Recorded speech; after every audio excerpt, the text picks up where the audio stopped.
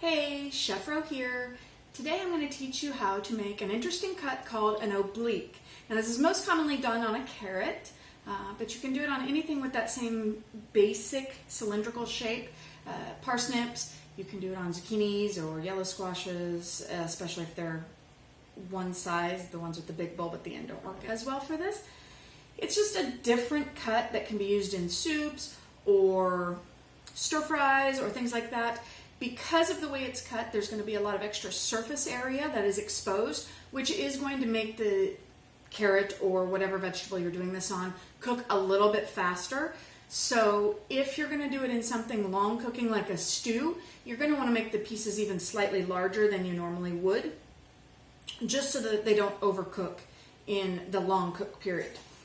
So it works best on something that is as much the same all the way down as possible. So those carrots that are really tiny at the bottom and really thick at the end, it's not going to work quite as well for those because you really have to make adjustments for sizing to make sure that it all cooks at the same rate. But for any of them that are mostly the same width all the way down, that's perfect for this. So you can see here that I have my carrot. It's almost the same size all the way down. Now some people will call this a roll cut because you're going to roll the carrot. Okay, but the technical term for it is an oblique. So you're going to take your knife and you're going to cut at about a 45-degree angle. Now your knife is never going to move other than just this way. The carrot is going to move. Again, why they call it a roll cut. Okay, so you're going to take this first piece and you're going to cut it.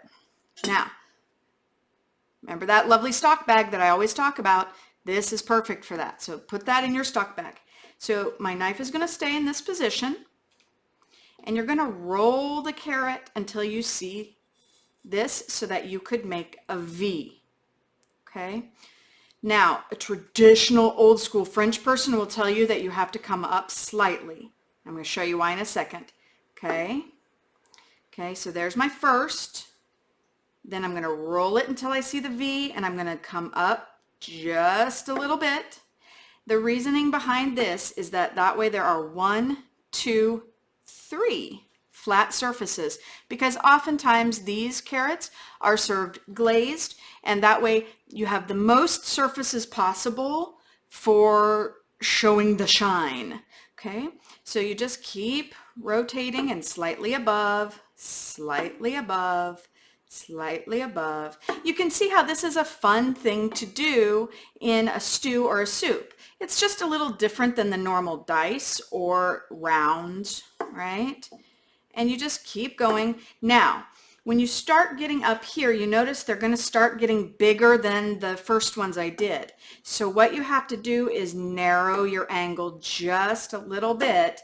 And as you keep going, you're just going to get narrower and narrower. That way the same basic amount of carrot is in each one. Okay, you can see this is a very rapid thing to do for something that looks so fancy also. Okay, when I get to my last one, this is where it gets tricky. Last one. This again goes in my stock pot bag, and now I have these lovely oblique carrots. Now you have a new fun cut to use in your cooking, and you can impress your friends and be all, I did an oblique. Sounds really fancy, only you have to know how easy it was. Hope you enjoy this new cut.